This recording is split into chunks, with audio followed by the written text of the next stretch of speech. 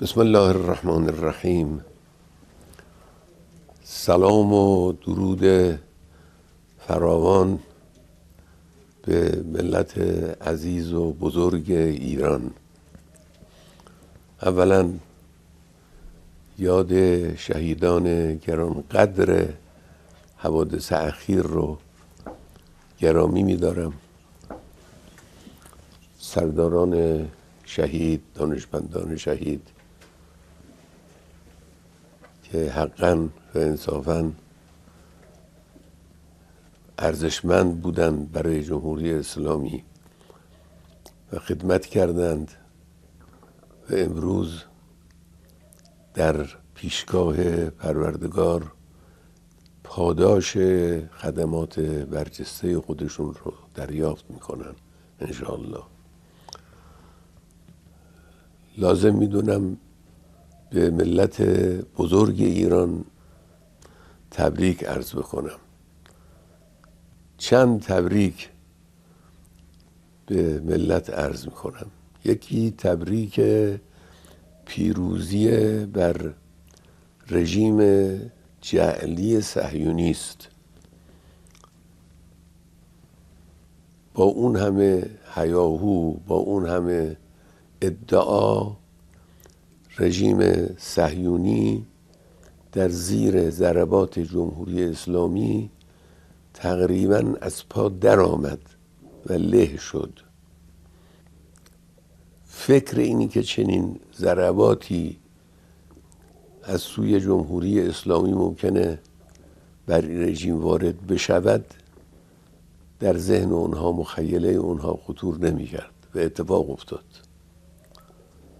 خدا رو سپاس می‌گذاریم که به نیروهای مسلح ما کمک کرد، توانستند از دفاع چند لایه پیشرفته اونها عبور کنند و بسیاری از مناطق شهری و نظامی اونها رو زیر فشار موشک‌های خودشون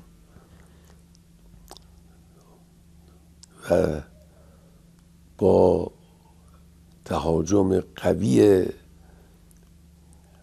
سلاح پیشرفته خودشون اونها رو با خاک یکسان کنند. این یکی از بزرگترین نعمت‌های الهی است. این نشان دهنده این است که رژیم صهیونیستی بدانه که تعرض به جمهوری اسلامی ایران هزینه برای او ایجاد میکنه، هزینه سنگین برای او به وجود میاره و ایجاد میکنه و به حمدالله این اتفاق افتاد. افتخارش متعلق به نیروهای مسلح و مردم عزیزمون هست که این نیروهای مسلح رو از درون خود ایجاد کردند، تربیت کردند، پشتیبانی کردند و دست اونها رو برای انجام یه چنین کار بزرگی فراهم کردند، قوی کردند. تبریک دوم مربوط به پیروزی ایران عزیزمون بر رژیم آمریکاست. رژیم آمریکا وارد جنگ مستقیم شد چون احساس کرد که اگر وارد نشود رژیم صهیونیستی به کلی نابود خواهد شد. وارد جنگ شد برای اینکه او رو نجات بده، لکن هیچ دستاوردی از این جنگ نداشت. به مراکز هسته‌ای ما حمله کردن که البته این در خور پیگیری جزایی در دادگاه‌های بین المللی است به طور مستقل، اما نتوانستن کار مهمی انجام بدن. رئیس جمهور آمریکا در شرح اونچه که واقع شده بود بزرگ نمایی غیر متعارفی کرد. معلوم شد که به این بزرگ نمایی احتیاج داره. هر کسی میشنید اون حرفها رو، میفهمید که در زیر ظاهر این حرفها یک حقیقت دیگری وجود داره. کاری نتوانستن انجام بدن، به مقصودی که داشتن نتوانستن برسن و بزرگ نمایی میکنند تا حقیقت رو بپوشانند و مکتوم نگه دارند.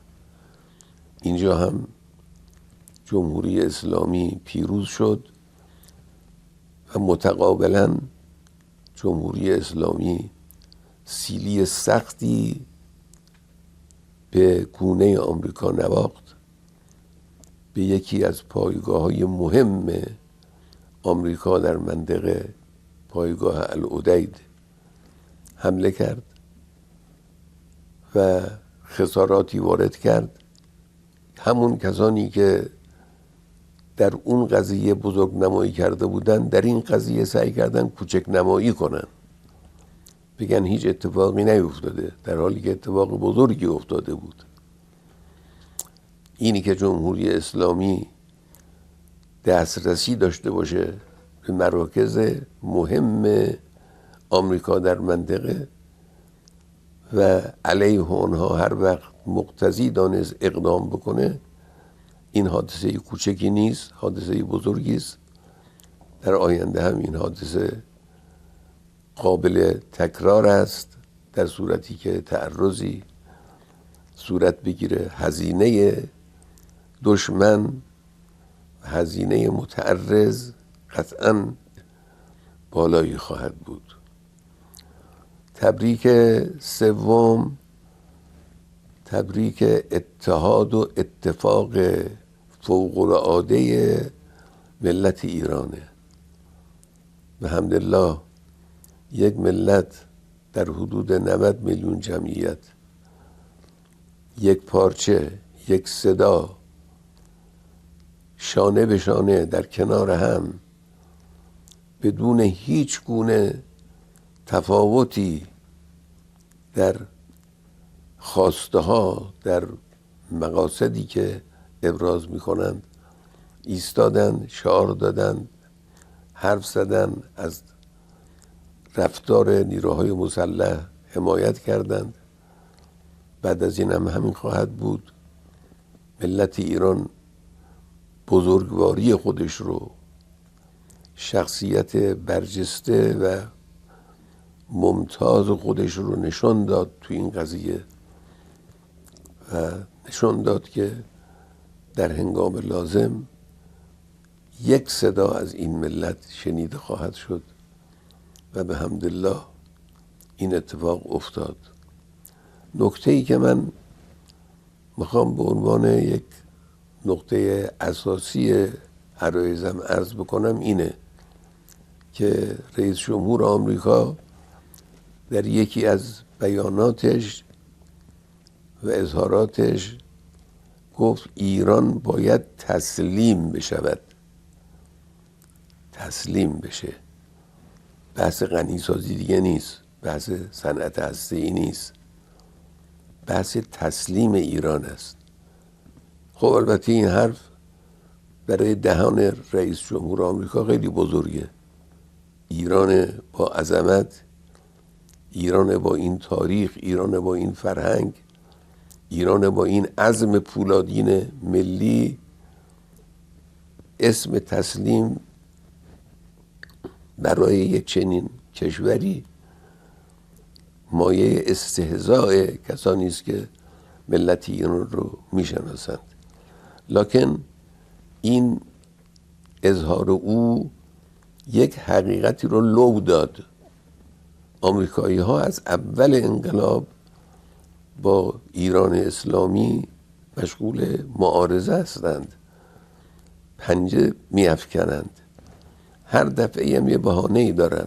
یه بار حقوق بشره، یه بار دفاع از دموکراسی است، یه بار حقوق زنه، یک بار غنیسازی است، یک بار اصل مسئله هسته‌ای است، یک بار مسئله ساخت موشک. بهانه‌های گوناگونی میارن، اما باطن قضیه یک چیز بیشتر نیست و او تسلیم ایرانه. قبلی ها نمی گفتن این رو، چون این قابل قبول نیست، در هیچ منطق بشری قابل قبول نیست که به یک ملتی بگن بیایید تسلیم بشید. لذا اون رو زیر عناوین دیگری پنهان میکردن. این شخص لو داد، اون حقیقت رو نشون داد، فهمید که فهموند که آمریکایی ها فقط به تسلیم ایران راضی میشوند و نه به کمتر از او. و این یک نقطه مهمی است ملت ایران بدانند. معارضه با آمریکا اینه و این اهانت بزرگ به ملت ایران رو آمریکایی ها دارن و چنین اتفاقی هم هرگز نخواهد افتاد، هرگز نخواهد افتاد. ملت ایران ملت بزرگی است، ایران کشور قوی و پهناوری است، ایران دارای تمدن کهنی است. ثروت فرهنگی و تمدنی ما صدها برابر بیشتر از آمریکا و امثال آمریکاست. اینی که ایران رو کسی توقع کنه که تسلیم کشور دیگری بشه، این یکی از اون مهملگویی های غلطی است که یقینا مایه استهزاء افراد خردمند و افراد دانا واقع خواهد شد. ملت ایران عزیز است و عزیز خواهد بود، پیروز است و پیروز خواهد بود به توفیق الهی و امیدواریم خدای متعال این ملت رو در زیر سایه الطاف خودش همیشه با عزت و شرف محفوظ بداره. امام بزرگوار رو درجاتش عالی کنه و حضرت بقیت الله ارواحنا فدا رو از این ملت راضی و خوشنود کنه و کمک اون بزرگوار پشتیبان این ملت باشه. و السلام علیکم و رحمت الله و برکاته.